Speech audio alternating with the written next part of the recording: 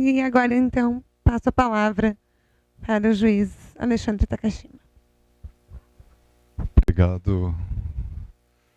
Primeiro, agradecer o convite e já pedir desculpa por eventual erro na minha fala. Eu sou um jurista no meio de psicólogos, então isso me causa uma certa aflição.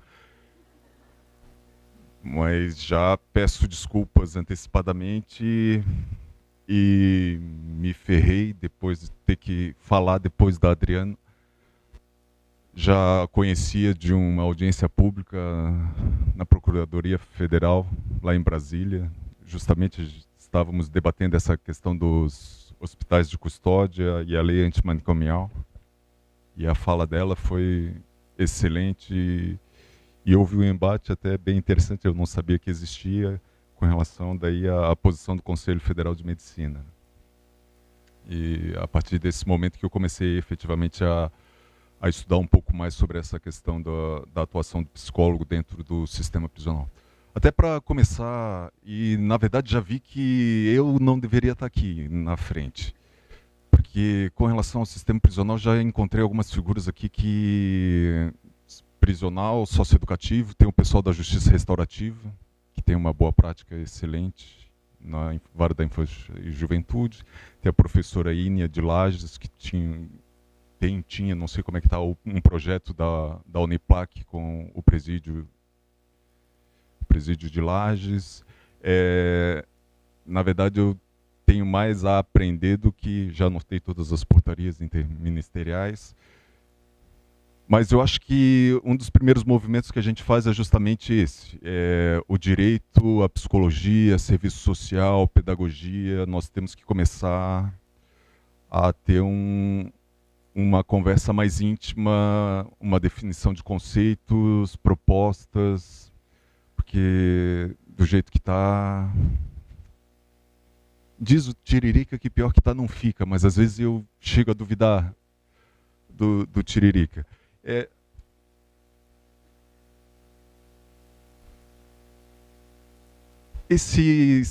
Eu moro em Coqueiros. Todo dia atravesso a ponte e passo na frente desse símbolo. Ele fica ali entre o aterro sanitário e o centro de convenções, né? Centro de eventos.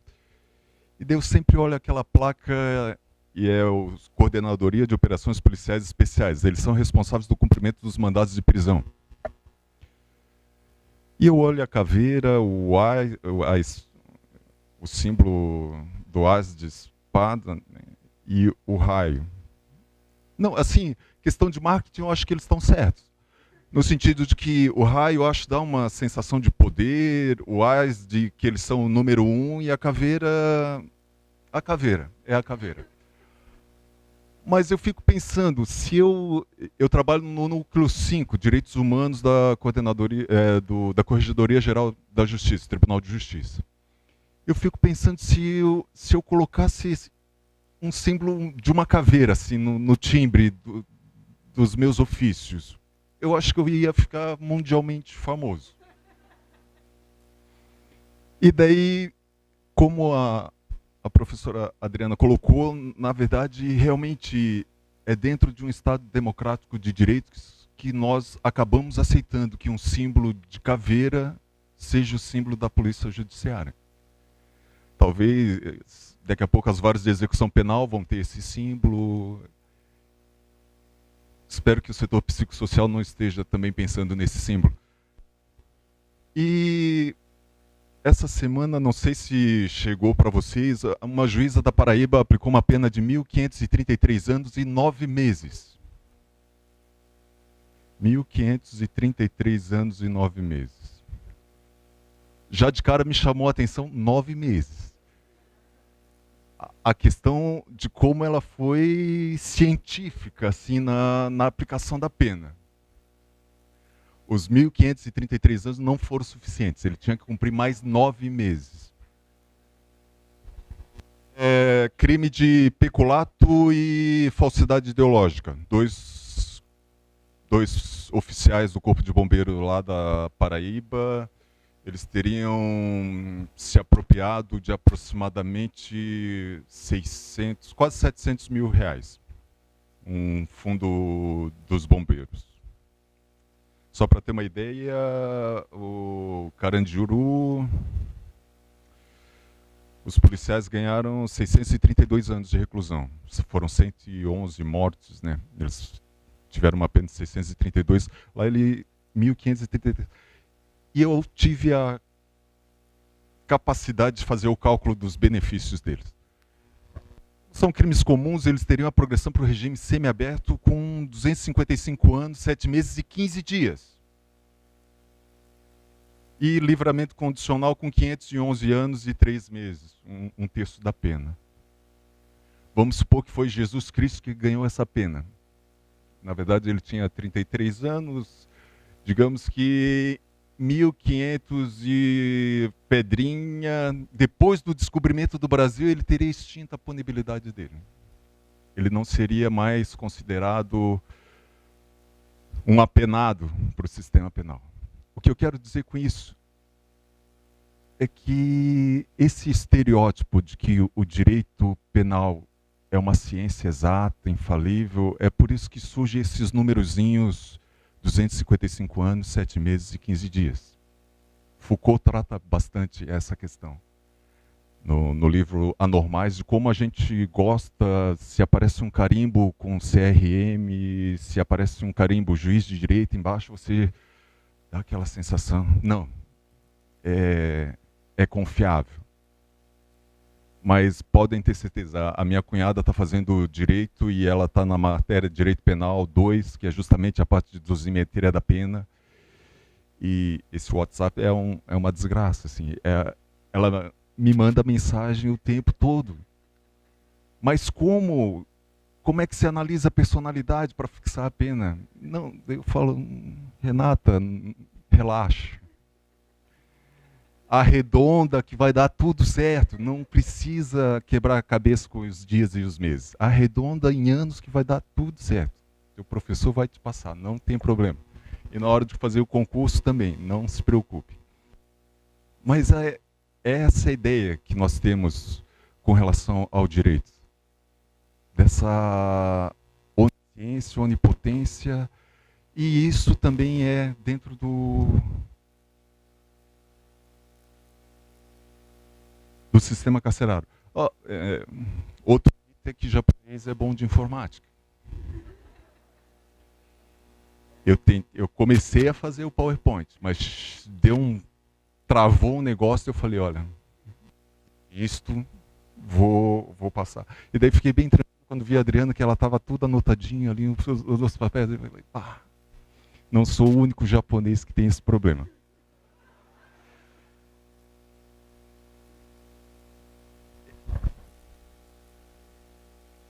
Eu no finalzinho da fala da outra mesa, e daí tinha aquela questão do estereótipo do sistema prisional, do preto, os 3 P's, né, que o pessoal do direito chama, preto, pobre, prostituta. E foi justamente no Rio de Janeiro que foi feita uma pesquisa, a Universidade Estadual do Rio de Janeiro fez uma pesquisa, fez o levantamento do sistema carcerário carioca, e ficou que 98% dos que estavam presos por prisão flagrante. 98 ou 92? Agora não me recordo. É 92 ou 98. Estavam presos porque foram presos em flagrantes. 98. 2% foram em decorrência da investigação da polícia. A polícia investigou, localizou, identificou o preso e eles foram presos. Isso quer dizer o quê? Na verdade, além de preto, pobre, prostituto, o cara é azarado. Só está preso quem foi preso em flagrante. Se o cara não é preso em flagrante, ele tem uma grande chance de estar fora do sistema prisional. Esse é o nosso sistema seletivo com relação à nossa clientela. E isso, como foi também mencionado, não é só com relação ao sistema prisional. Os adultos, os adolescentes em conflito com a lei estão nessa mesma seara. Até como sugestão, final de semana passado eu assisti no Iguatemi 12 anos de escravidão. Recomendo, quem puder ver, é um excelente filme. Só que eu saí meia-noite e só fui conseguir me desligar do filme às 6 horas da manhã. Porque justamente eu estava verificando que nós temos muita coisa do que eles faziam na época da escravidão.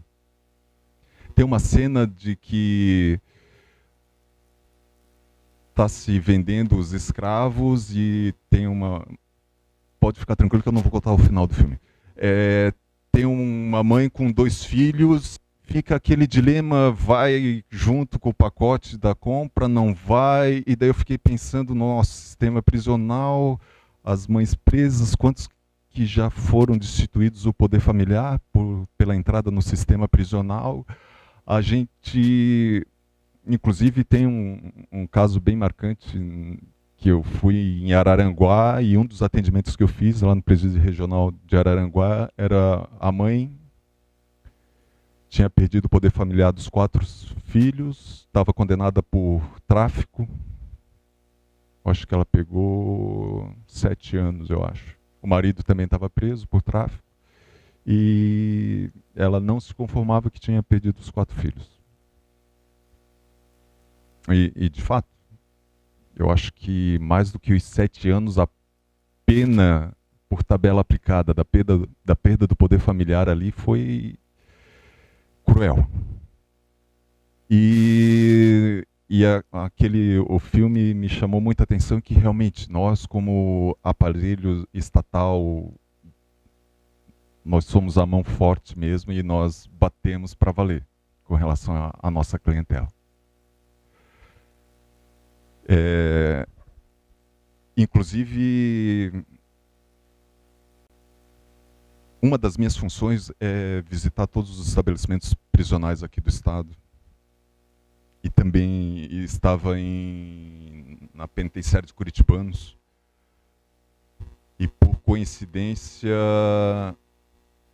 no momento em que eu estava lá, apareceu uma visita. Era a própria vítima de um crime de estupro. Em Santa Catarina, um dos grandes estabelecimentos que concentram os condenados por estupro é Curitibanos. E daí deu aquele rebuliço, e daí eu fui ver o que era. Na verdade, a menina estava com 16 anos e queria visitar o pai. O pai estava condenado por estupro, estava preso, cumprindo pena. A filha querendo visitá-la, a própria vítima, e os dois, daí conversei com os dois separadamente, e o pai falava, não, eu efetivamente amo a minha filha. Fui conversar com a filha também tinha o mesmo, a questão incestuosa para eles não era um freio moral, e eles taxativamente me disseram, não, eu só estou esperando meu pai sair e vice-versa, porque a gente vai morar junto novamente. Só que daí eu já tenho 16 anos, já não é mais crime, e daí o Estado não vai mais interferir nessa nossa relação. Então, a questão, esses mecanismos de controle que o direito penal tem se utilizado, eu digo que eu era muito mais feliz quando eu era mais ingênuo, assim.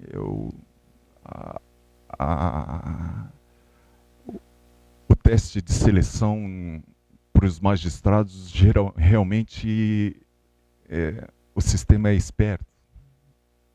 Eles pegam os candidatos que têm uma relação paternalista com o Tribunal de Justiça, com a lei, com a jurisprudência, enfim.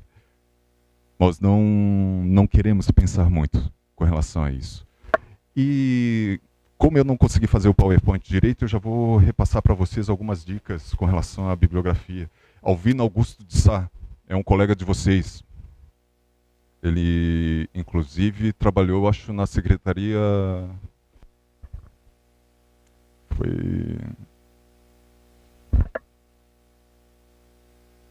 que ele foi do CNPCP, Conselho Nacional de Políticas Criminais e Penitenciárias.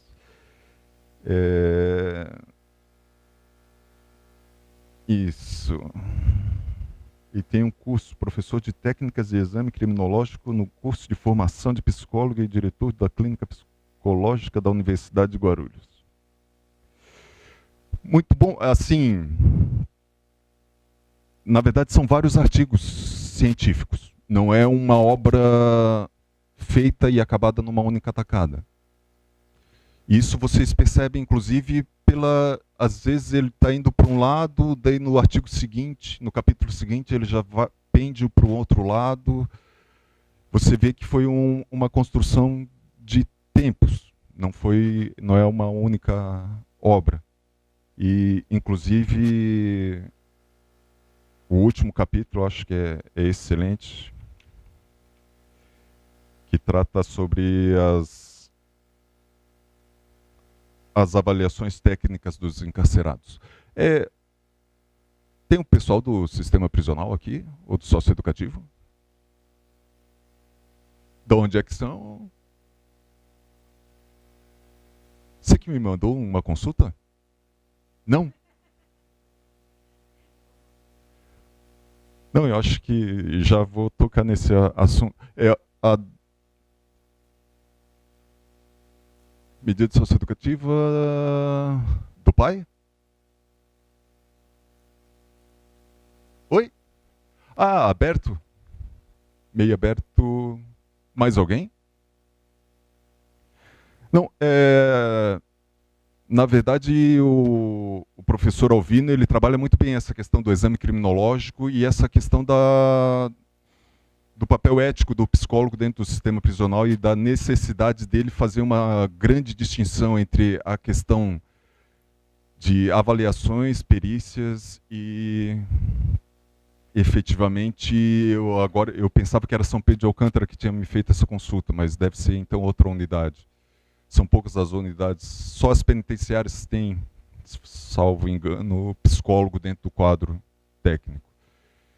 E que os juízes estão solicitando a análise, a avaliação psicológica para deferimento de benefícios, o que cria uma situação conflitante desse profissional que atua lá dentro do sistema prisional. Eu acho, concordo com o professor Alvino, há uma quebra de um princípio ético com relação a essa situação. Recomendo Ética, Crime e Loucura, reflexões sobre a dimensão ética no trabalho profissional, Valéria Forte. Na verdade, esse daqui é uma tese Universidade Federal do Rio de Janeiro com relação ao serviço social.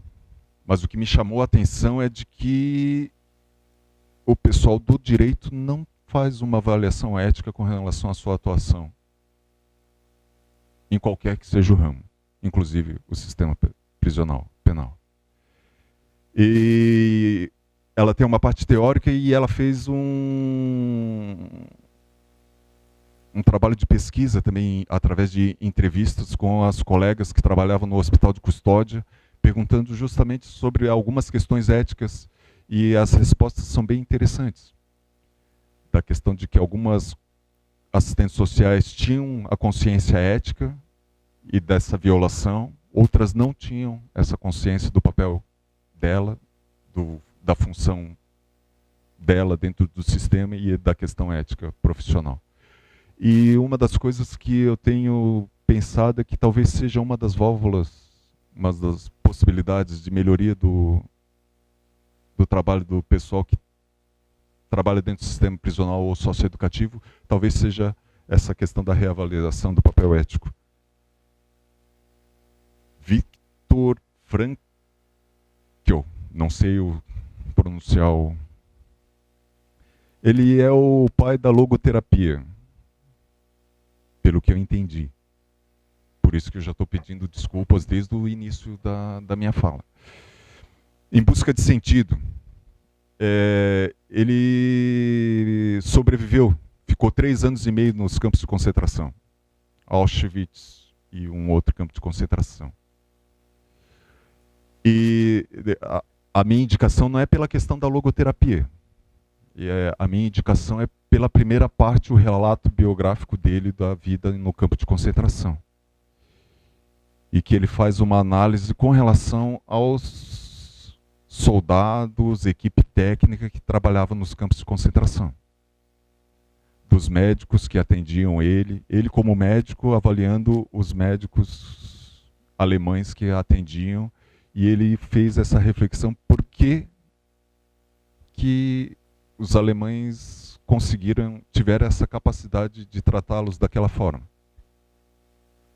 E eu tenho certeza que daqui a 50 anos nós vamos ser questionados. Como é que nós tínhamos capacidade de tratar os nossos presos dessa forma?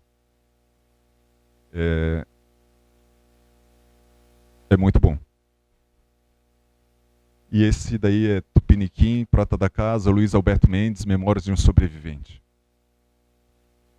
Tem menção sobre psicólogo do sistema socioeducativo, do sistema prisional.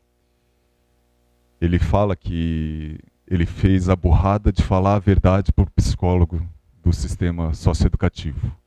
Por causa disso, ele ficou 1 ano e meio a mais dentro do sistema, depois de uma entrevista de 10 minutos.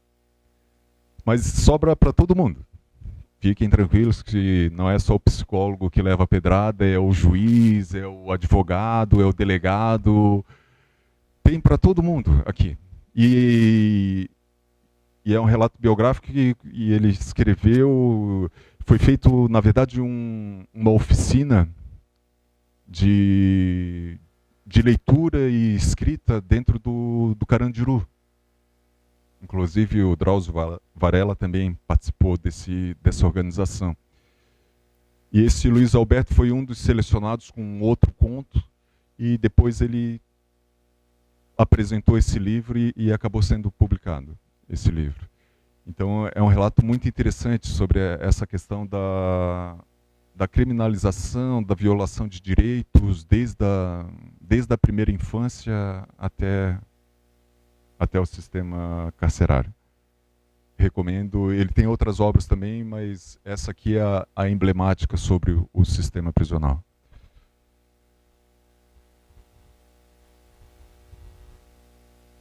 Deixa eu ver. Enquanto eu falo, eu vou colocar algumas fotinhos.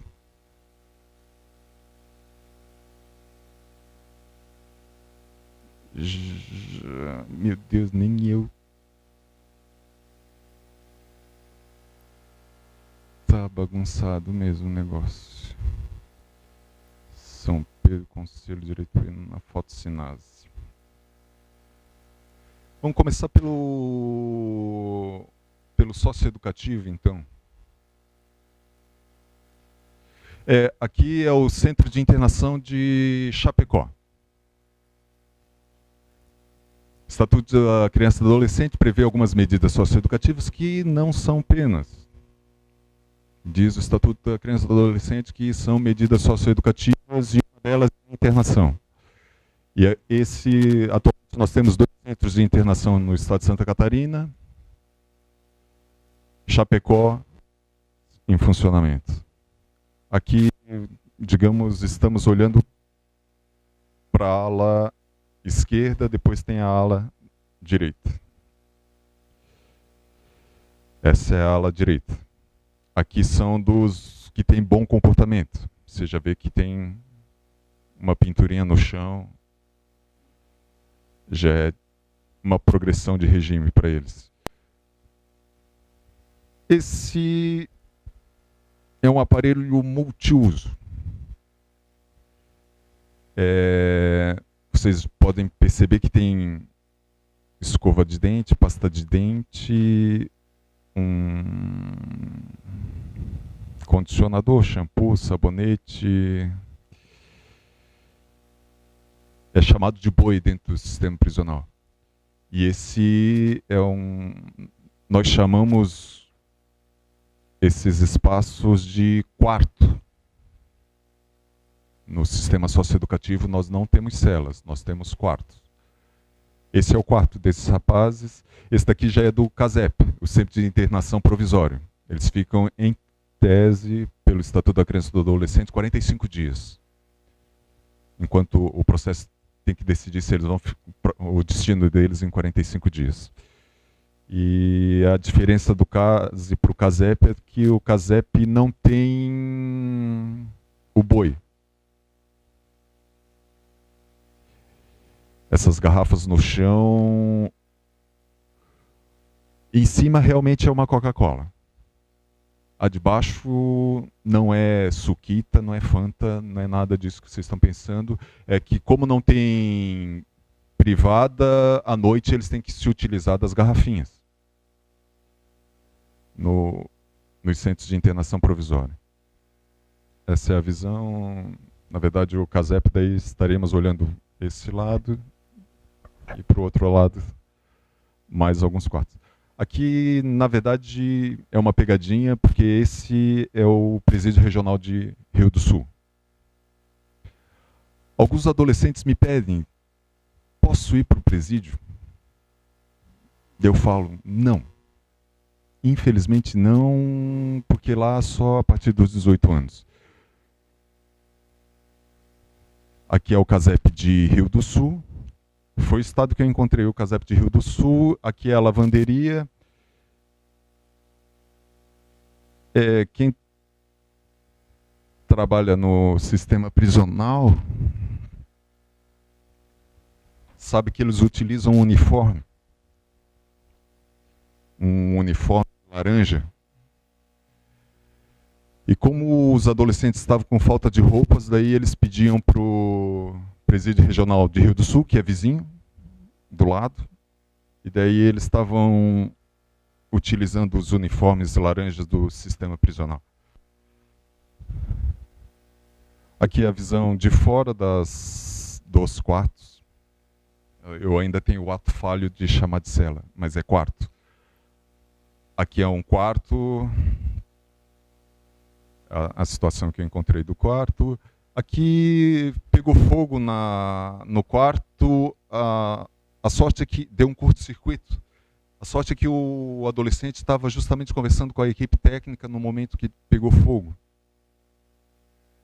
Mas daí, como estamos com falta de vaga no sistema socioeducativo, deu uma varridinha e ele voltou para a cela, para o quarto.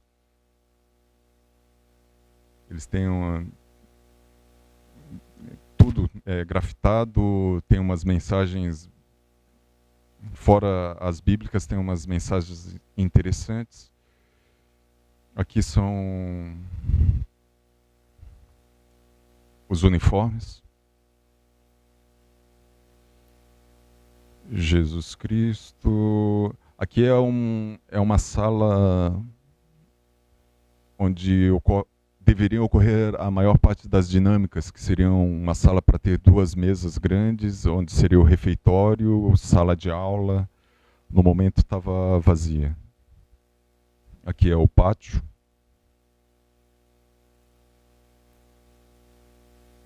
Algumas menções aos artigos da condenação, PGC, facções.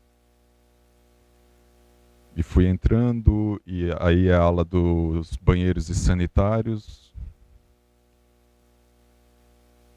O banheiro, o chuveiro quente, o chuveiro frio, na verdade o cano frio, né? Não tinha o chuveiro. Aqui daí já utilizando flash, porque daí não tinha lâmpadas. E aqui os quartos.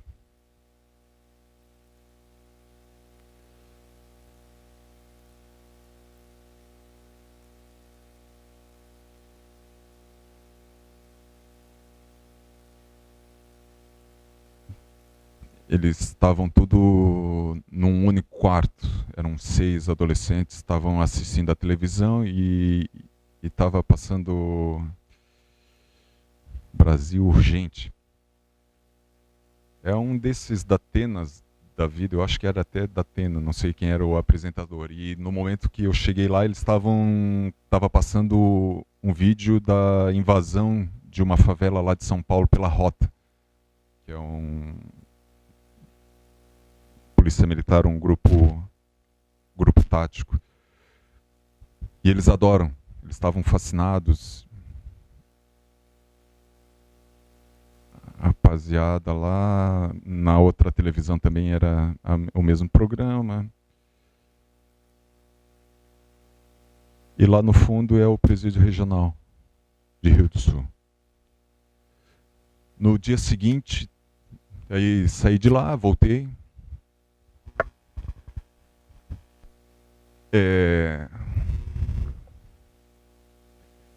Eu estava com a minha assistente social, que trabalha comigo, e mais um ou dois servidores, o motorista do tribunal. Daí saímos da unidade, aquele silêncio. E daí a assistente social resumiu tudo o que a gente estava sentindo naquele momento. Ela falou...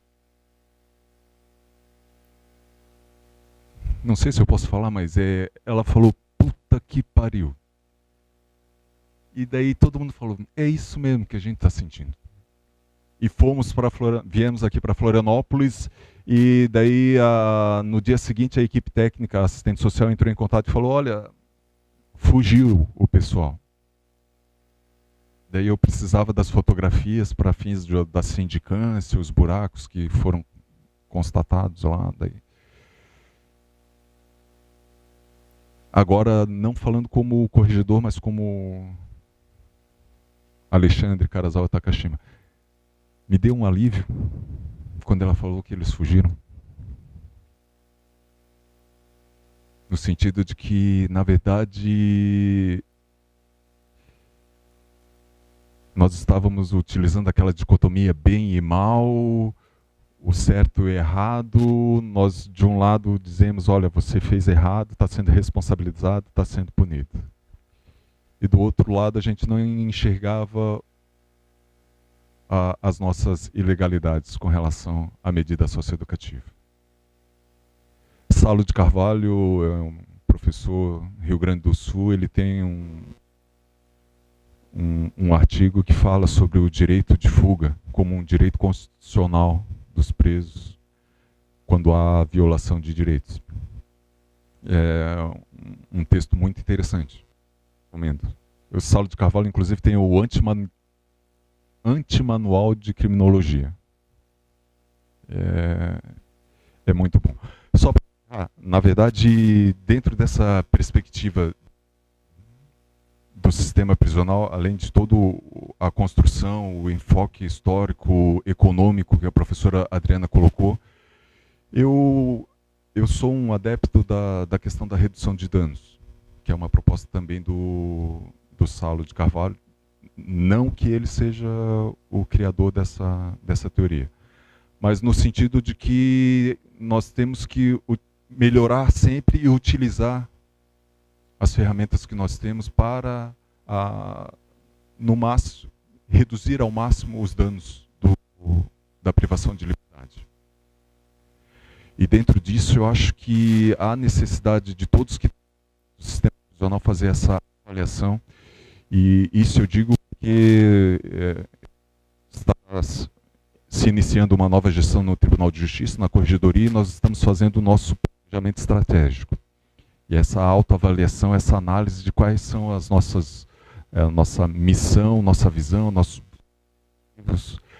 E acho que todos os profissionais que trabalham dentro do sistema carcerário precisam dar uma parada e pensar qual é o dentro do sistema prisional e de que forma a gente pode o sistema.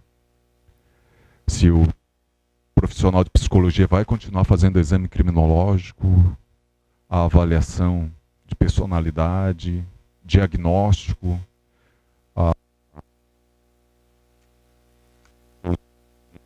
de 2011 já dá alguns nortes muito bons com relação a não fazer o prognóstico, a forma de se com relação a pedidos judiciais de avaliação para fins de benefício, no sentido de que vocês não precisam, vocês têm a autonomia de vocês e tem que ser respeitada essa autonomia. O que o judiciário precisa é esse feedback de vocês, dizer, eu não vou fazer Isso já é fundamentação para a autonomia de vocês, o respeito da profissão de vocês. Mas isso é uma construção que nós vamos ter que fazer juntos. Todo mundo que está dentro do prisional ter essa consciência. Eu recebo pedido de auxílio dos psiquiatras do IPQ, Instituto de Psiquiatria Catarinense, de que não a liberação do pessoal, enquanto não sai um parecer dizendo que ele não vai praticar mais um delito. Tentam explicar de que não é possível fazer isso, mas há a dificuldade de comunicação entre o pessoal do direito e o pessoal da psicologia. E eu acho que nós precisamos tentar nos arrumar e realmente debater qual é o nosso papel dentro do sistema de privação de liberdade. Agradeço a paciência e coloco à disposição os meus contatos. Sou um eterno aprendiz, mas o que eu puder fazer para auxiliar nessa questão de sonhar junto por um sistema prisional, talvez não ressocializador, mas que talvez numa perspectiva de melhoria, de possibilidade de inclusão social, eu acho que nós já avançaríamos bastante. Obrigado.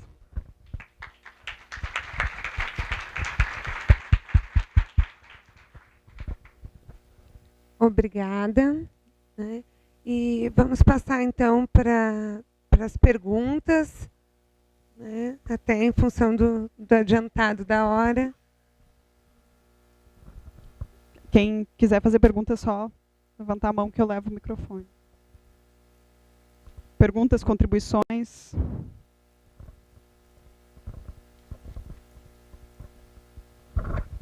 Boa tarde, meu nome é Ínia.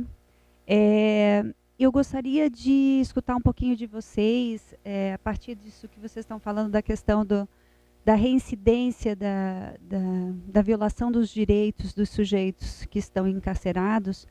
Como que fica, como que vocês percebem, né, o doutor Alexandre, que está aí no estado todo, a ação, por exemplo, dos conselhos da comunidade, né? Qual é o papel deles nessa situação? De que forma eles podem ser um contraponto a isso? E aí, me perdoem se talvez a minha ingenuidade, mas no local onde eu estou inserida, eu não consigo ver isso. Não consigo ver o conselho tomando esse lugar, né? O conselho da comunidade. E eu queria ouvir um pouquinho de vocês em relação a isso. Alguém mais?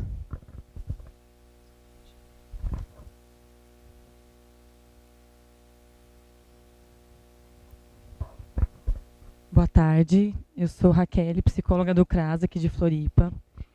E só complementando o que você já disse, assim, teve uma época que surgiu no CRAS, assim, coincidentemente, muitas mães e mulheres de pessoas que estavam encarceradas, né? E a gente começou a ver essa angústia, muitos relatos dessa visita que elas iam fazer, né, desse constrangimento, e relatos de tortura também dos seus membros familiares, né? E a gente começou olha, vamos conversar, tragam mais mulheres que têm que têm passado por isso, vamos ver o que a gente pode fazer. E aí, a partir do momento que a gente começou a tentar organizar, assim, as mulheres, né, para ir atrás de alguma coisa, a gente sentiu um medo muito grande, assim, né, delas de, não, eles vão sofrer retaliação lá na cadeia, então a gente não quer falar nada, não quer. Então, assim, a gente também não tem muito acesso, não sabe, né, como é que se dá essa organização, né, por parte deles, assim. E queria fazer uma pergunta para o Alexandre, como é que hoje, assim, até por ignorância minha, né, como hoje funciona? Então você faz visita, né, aos presídios e a esses sistemas socioeducativos, igual esse sistema que você mostrou, que tinha uma sala que era para ter, enfim, aulas, né, e não tinha, né? E como hoje, eu não sei se o papel é avaliar, como hoje, então, é feito esse controle, essa fiscalização. E qual é o caminho que tem tomado? Porque eu nunca ouvi falar de algo que tenha mudado realmente essa estrutura, né? Essa pergunta. Mais alguém? Boa tarde, doutor Alexandre. Eu sou Cirlei, né? Sou de Rio do Sul, infelizmente. Sou psicóloga atualmente. Tenho uma carreira dentro da área de administração, né? Até o ano de 2013, então estou engatinhando na psicologia. Venho estudando psicologia há alguns anos já, então, e também participava lá do Lar da Menina, né, em Rio do Sul. De lá a gente se conhece, doutor Alexandre, também era nosso fiscal lá. E aí, então, a gente vem atuando já dentro dessa área aí, dentro da assistência social, vamos dizer assim. E eu queria primeiro colocar que eu faço parte do Conselho da Comunidade lá em Rio do Sul, e a gente já muitas vezes se questionou, né, diante de uma situação como vocês viram ali, como fazer e o que fazer. E, infelizmente, pela cartilha, tanto quanto a gente sabe, né, existe uma cartilha que prevê como é o funcionamento do conselho, né, da comunidade. E esse conselho tem várias representações, mas não consegue chegar no socioeducativo, tanto quanto a gente sabe. Então, a gente faz a visita no presídio e não nesses centros de internação provisória para adolescentes. Mas assim, né? Estou te colocando que essa situação também a gente se questiona. Estou colocando, inclusive, para discussão dos profissionais, né? Porque há colegas que atuam lá dentro e que também sofrem essa questão da angústia, de não perceber, não ter nenhum parceiro que possa estar discutindo essas questões. E para onde levar? A quem levar? Né? Claro que tem um corregedor que vai lá fiscalizar, vai lá vistoriar, perceber, mas não existe, enquanto profissionais agora da psicologia, né? A quem levar isso? Né? Porque se torna sozinho, fica sozinho. Né? Então, queria só parabenizar o doutor Alexandre, foi um grande prazer revê-lo, né? E é isso que eu queria contribuir. Muito obrigada.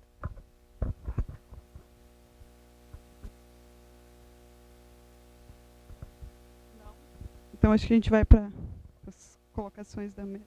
Eu só vou, antes de passar a palavra para os palestrantes, né, destacar da fala do Dr. Alexandre Takashima, quando ele fala dessa dificuldade de interlocução entre os profissionais da psicologia e do direito, né, que eu acho que acaba sendo o grande problema, um dos grandes problemas da atuação do psicólogo nessa área, né, que não se coloca, né, não propõe muitas vezes, né, recebe as solicitações e às vezes até, como foi colocado no turno da manhã, com cobranças sérias, né, e sob risco de responsabilizações com isso, mas também não propõe muitas vezes, né, não oferece e logicamente que não vai partir do outro extremo, assim, bom, então tu não pode fazer isso, então tu vai fazer outra coisa, né? É da gente que vai ter que propor, né? Vai ter que sair essa proposta, né, do que é possível. Então,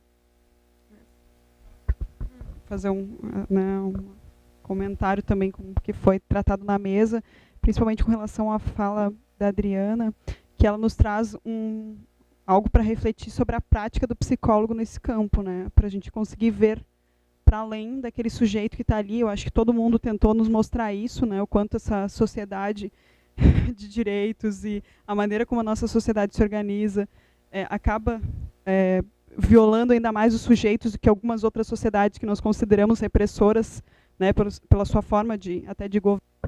Eu acho que isso deixa algumas discussões posteriores, né? Que eu acho que o próprio grupo que a gente está articulando aqui para discutir essa temática e avançar nesse sentido, e também a parceria com os psicólogos do sistema prisional aqui no Estado, que a gente está pensando em fazer, né, um evento. A Michele vai estar puxando esse grupo para a gente repensar isso e utilizar isso na nossa prática.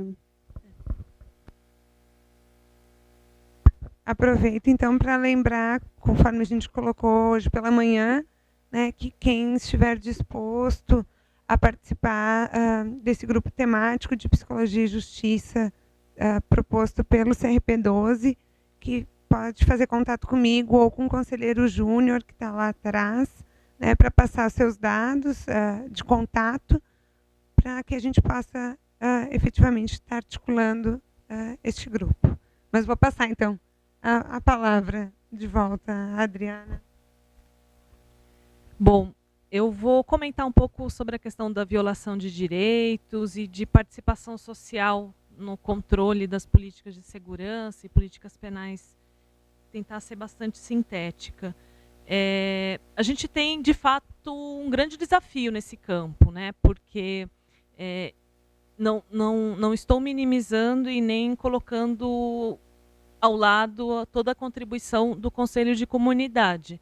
Mas, ao mesmo tempo, é importante a gente saber que acaba sendo uma reprodução de algo que não está, a rigor, funcionando na lógica do controle social tripartite, com participação de trabalhador, participação da gestão e participação da sociedade civil, usuários, né? Acho que essa é uma questão que a gente precisa entender e pensar assim, por essa via, de repente potencializar os conselhos de comunidade como conselhos tripartites, né?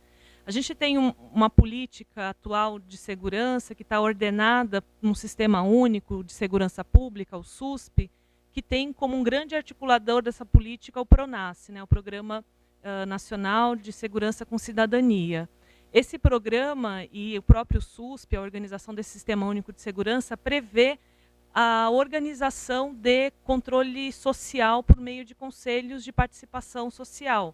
O Conselho Nacional de Segurança Pública e os conselhos estaduais de segurança pública e os municipais, né? E aí cabendo não só o campo do policiamento, mas todas as políticas penais e criminais. Acho que uma tarefa nossa para a psicologia é, inclusive, mapear quais são esses CONSEGs, esses conselhos de segurança que estão funcionando.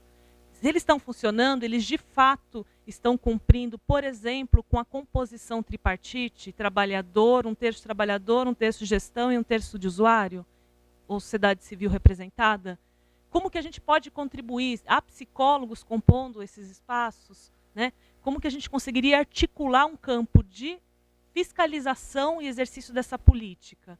Acho que a gente começa aí a entrar num campo que, ao mesmo tempo, podendo sim articular a participação que já está nos conselhos de comunidade, que teve um momento lá em 2010, que acabei participando a convite também do Ministério da Justiça, de alguns encontros de conselhos de comunidade, viu quão potente é esse dispositivo na hora também da busca da garantia dos direitos da pessoa em privação de liberdade. Mas, ao mesmo tempo, esbarrando ainda nesse espectro de uma lógica de organização que ainda faz referência ao patronato, que não está radicada nessa perspectiva, por exemplo, dos conselhos como acontece nas outras políticas. Você tem conselho na assistência social, na saúde, na educação, por que não nas políticas penais e criminais e por que não fortalecer os conselhos de segurança nessa medida, né? Incentivar a participação dos movimentos exatamente e das entidades da psicologia nesse campo.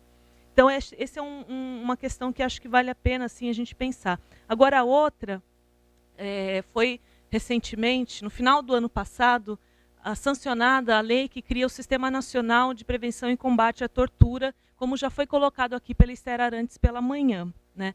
Essa lei, ela cria um mecanismo nacional de prevenção e combate à tortura que prevê contratação de peritos que têm salvo-conduto para entrar em qualquer espaço de privação de liberdade e fazer, portanto, a sua fiscalização e os encaminhamentos necessários para garantias de direitos. Essa política nacional, ela prevê a possibilidade de existirem os comitês estaduais de prevenção e combate à tortura. E aí cabe a cada estado da federação se organizar para que se tenha, de fato, a efetivação dessa política, né? E que se possa, inclusive, fazer esses acompanhamentos na esfera estadual.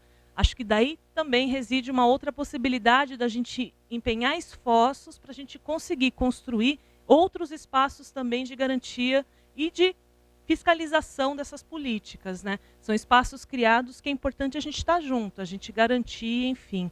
E só para finalizar, não usar muito tempo da fala, queria fazer propaganda de alguns temas e títulos aqui que foram lançados nas 2 gestões anteriores do Conselho Federal de Psicologia, que ajudam a gente a pensar isso tudo. Estão disponíveis online. Uma delas é Falando Sério sobre Prisões, Prevenções e Segurança Pública.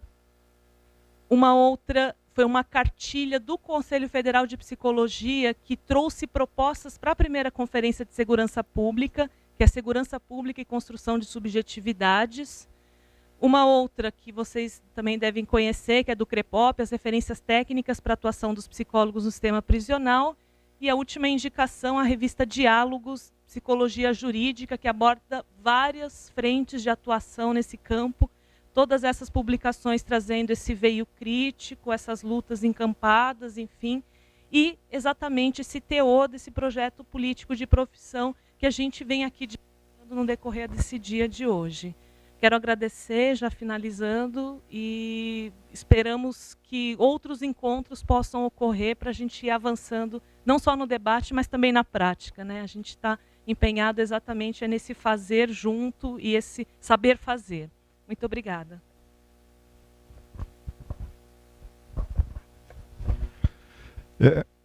Como é que era a relação de vocês, quando acadêmicos, com o curso de Direito? Qual a visão que vocês tinham do curso de Direito? Não, é um curso pragmático, é um eufemismo. A gente é mala mesmo. A gente se acha o gás da Coca-Cola, a última bolacha do pacote. Então, eu acho que o que nós estamos vivenciando agora, nós estamos colhendo o que a gente já plantou há muito tempo. Então, a questão já vem de uma necessidade de mudança já bem anterior à situação que nós chegamos aqui, nesse embate de que o juiz ainda se acha o Deus todo-poderoso que vai saber o que é melhor para cada um dos condenados ou dos adolescentes em conflito com a lei. Mas eu gostaria de lançar o pensamento no sentido de que será que efetivamente a gente tem consciência do nosso papel? Por exemplo, a Secretaria Estadual de Assistência Social, que controla a questão do meio aberto, medidas socioeducativas, fez um levantamento das medidas socioeducativas de prestação de serviço à comunidade. Em Santa Catarina, 92% prestavam serviço à comunidade fazendo serviços gerais.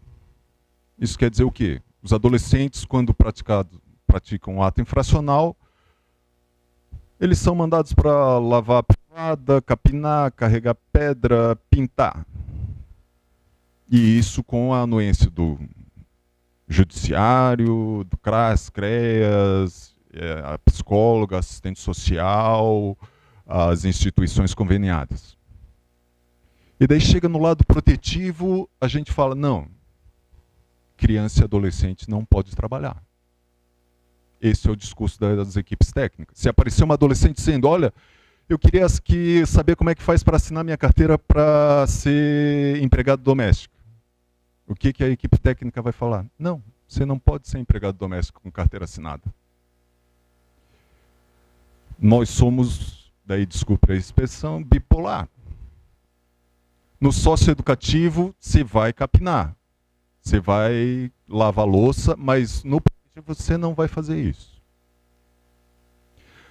E se vocês pensarem um pouco, refletirem com relação ao Estatuto da Criança e do Adolescente, vocês vão ver que a porta de entrada do socioeducativo é a mesma do sistema prisional. O que eu digo de porta de entrada é a Polícia Militar, a Polícia Civil, a Delegacia.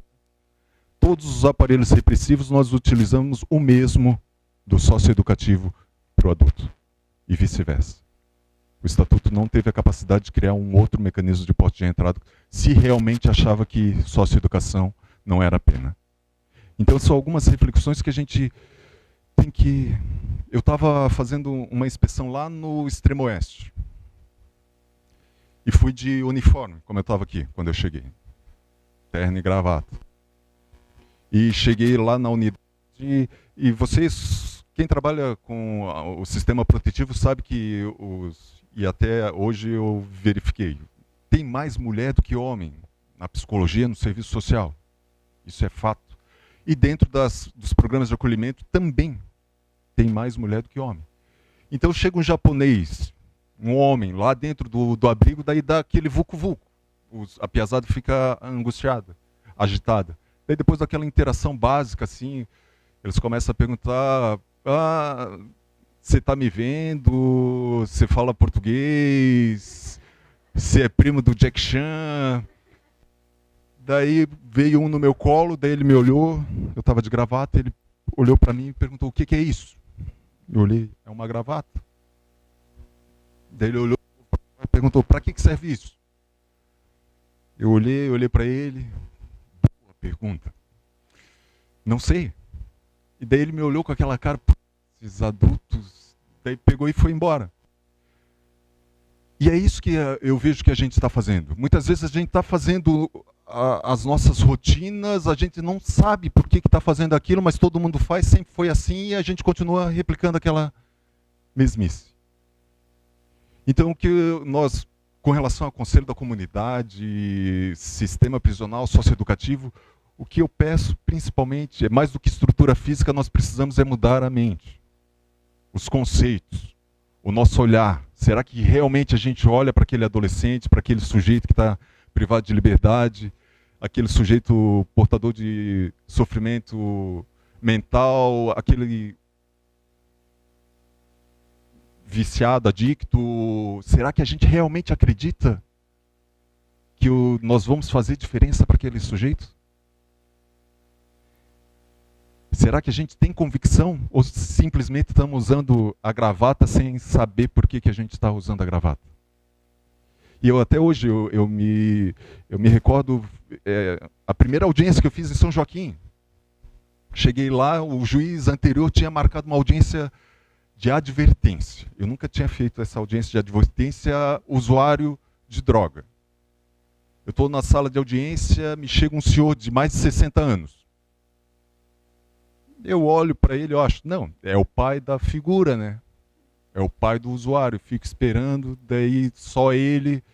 Eu pergunto, fulano de tal? Ele fala, sou eu mesmo. Daí eu fiquei pensando, o que eu vou falar para um cara de 60 anos, olha, fumar maconha faz mal para a saúde? Essa é a lógica da lei. Eles me mandam dar uma advertência. Vocês são loucos em deixar esses negócios na mão da gente, pelo amor de Deus. Nós temos que pensar junto. Nós temos que mudar. Não digo que está tudo errado, porque como a professora Adriana falou, nós temos o nosso papel dentro desse Estado Democrático de Direito. Nós temos essa função de controle social.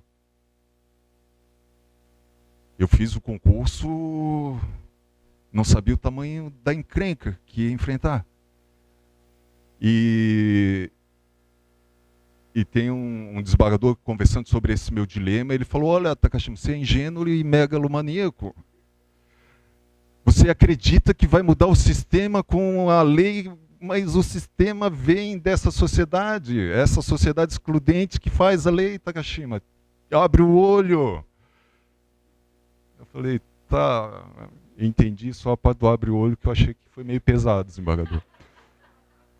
Mas tudo bem. Gente,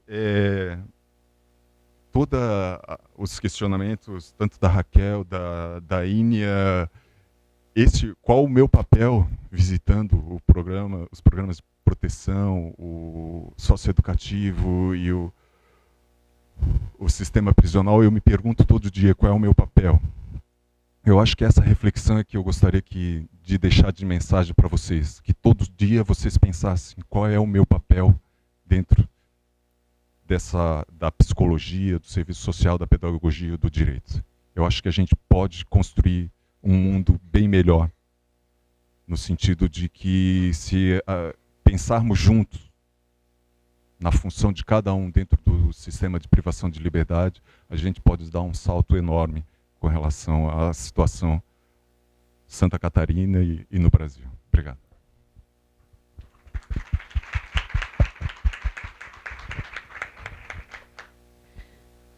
Em nome do CRP12, eu gostaria de agradecer, então, a presença dos dois palestrantes, Adriana, Alexandre, e entregar a vocês, deixa eu entregar correto, um exemplar da nossa revista que está sendo lançada agora, um exemplar do livro Memórias da Psicologia Catarinense, e um certificado de participação como agradecimento.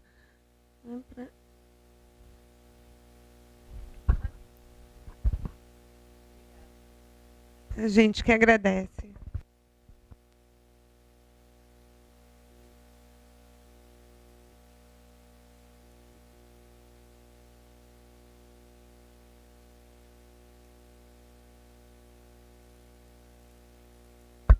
Mas ainda teremos um rápido lançamento da nossa revista Psicologia em Movimento, que na próxima edição essas falas aqui vão ser sistematizadas, vão estar no nosso site, e o vídeo também vai estar disponível, e na nossa revista a gente vai fazer, né, um apanhado sobre o que foi aqui tratado hoje.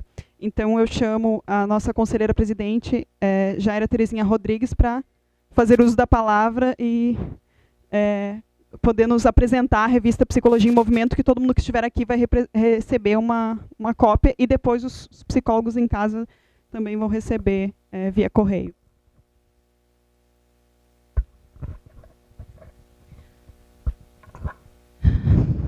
Então, primeiro agradecer, né, a todos de ficarem até este final. É muito importante para nós tê-los aqui neste momento especial, que é o momento do lançamento da nossa revista. Queria estar apresentando para vocês, né, e até ia convidar para vir aqui à frente, a nossa comissão de comunicação, que é composta pela Cláudia e pela Ínia, né?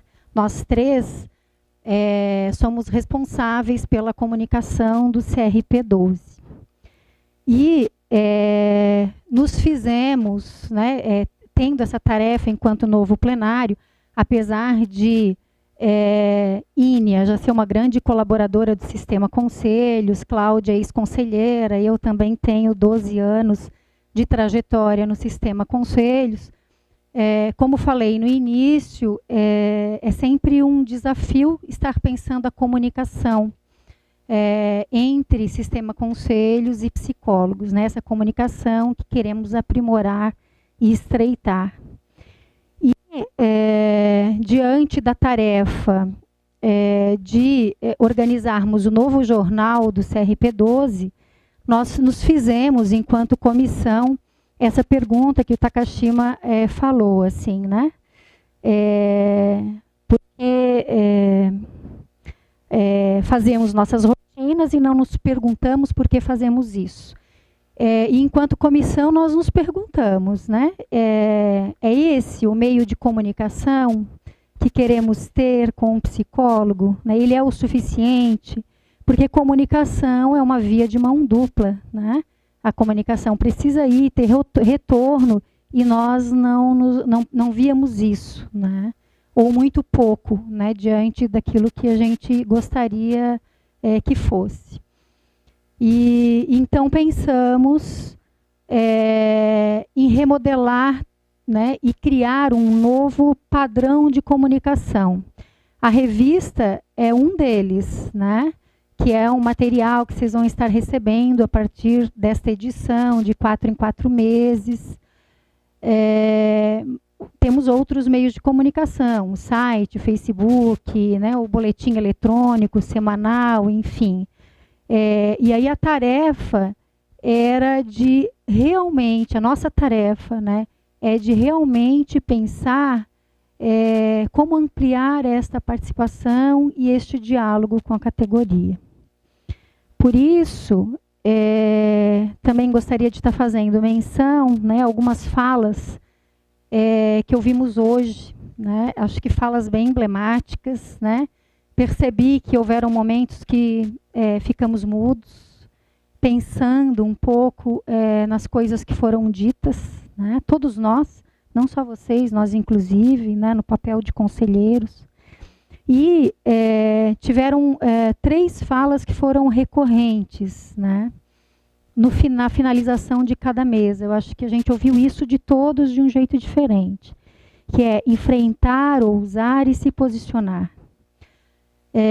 Alicia Fernandes é uma psicopedagoga que fiz formação, ela traz, ela faz uma reflexão acerca do que é se posicionar. E aí ela diz que tem 3 formas de posicionamento. Um primeiro posicionamento que é a queixa-lamento, um outro que é a queixa-reclamo e um outro que é o juízo crítico. Queixa-lamento é aquele profissional, aquela pessoa que se posiciona lamentando, lamentando, lamentando acerca de sua realidade. A queixa-reclamo é aquele que reclama, né? Não está bom, não está bom, não está bom, reclama. Né? Olha, o primeiro se vitimiza, né? Lamenta, se vitimiza. O segundo, ele coloca a culpa para o outro e reclama, reclama, reclama. E uma terceira forma de se posicionar é a reflexão crítica, o juízo crítico, que é fazer uma análise da sua realidade, se perceber implicada nela e aí fazer alguma ação de mudança dessa realidade. O que nós queremos enquanto 8º plenário? Nós queremos fazer essa mudança juntos. Por isso, psicologia em movimento, e aí depois vocês vão olhar aqui na nossa apresentação, esse nome ele é em homenagem a Silvia Lani, que é uma grande psicóloga da psicologia social, e que a vida inteira ela lutou por uma nova visão, né, uma outra visão da psicologia. Nós sabemos a dívida histórica que temos, né? Hoje, e posso dizer que há 15 anos, praticamente, nós temos um projeto para a profissão. Mas antes disso, nós éramos cordeirinhos, né, do governo, do status quo. Nós temos uma responsabilidade, temos uma dívida aí também muito grande, né? Nem sempre fomos defensores dos direitos humanos, nem sempre fomos defensores das políticas públicas. Por muito tempo, né? E posso dizer que dos nossos 51 anos de profissão, né, pelo menos 35, a gente fez aquilo que a ideologia dominante pedia para a gente fazer, né? Tem pouco tempo que a gente está com esse juízo crítico aí mais apurado e pensando num projeto de profissão diferenciado. A ideia da revista, então, ela parte do princípio de ter interatividade. Vocês vão ver que ao longo de toda a revista tem um convite ao psicólogo de participar. E tem muita coisa interessante aqui que a gente foi planejando agora no início de gestão, que é desde fazer o mapeamento do psicólogo por campo de atuação, né? Assim, a nossa política de colaboradores, um balanço aqui da outra gestão, nosso planejamento estratégico, que tem aqui um viés bem político e bem posicionado, né? Acerca de um pouco do que a Adriana falou, assim, né? Tendo uma visão mais ampla da política neoliberal, enfim. Temos aqui uma editoria sobre direitos humanos, outra sobre políticas públicas, outras sobre exercício profissional, outra sobre cidadania. A ideia é o tempo inteiro estar em diálogo. Os jornais do CRP tradicionais, eles traziam, na verdade, eles tinham uma função mais histórica, que era estar contando um pouco sobre o que estava acontecendo, sobre os eventos que aconteciam no CRP12. A gente manteve, né, essa função histórica na revista, até porque entendemos que um dos poucos materiais, né, que a gente tem em papel, que tem uma forma de registro aqui diferenciada, né? Normalmente as comunicações hoje elas são virtuais e muito mais dinâmicas, então serve, né, como um acervo histórico. Mas a gente acrescentou também uma discussão mais qualificada dentro de cada tema, né, que possa estar subsidiando o exercício profissional. E também acrescentamos essa questão da interação, da participação, não falando só da agenda que já passou, mas propondo, né, e falando de muitas coisas que vão acontecer, né, e que possibilita essa ampliação de participação do psicólogo. Não vou me estender mais. Gostaria de concluir falando que já temos, a gente fala aqui, já temos o mote da nossa nova campanha de gestão, que é psicologia com participação é movimento.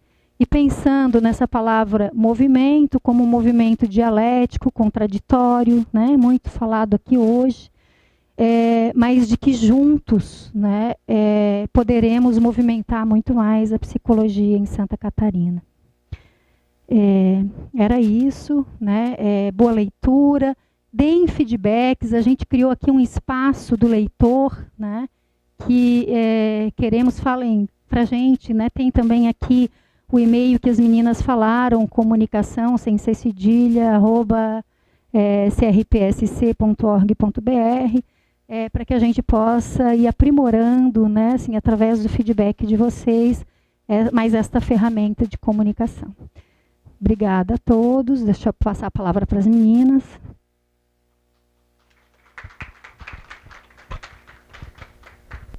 Então, declaro encerrado o nosso evento.